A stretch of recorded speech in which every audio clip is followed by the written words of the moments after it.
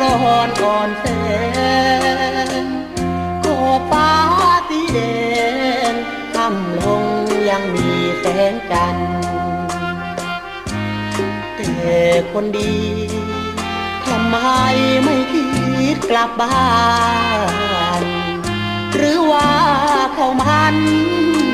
แก้มจันทร์ไปกินเสียแล้วแฟนจ้าแฟนจ้าแฟนพี่อยู่ไหน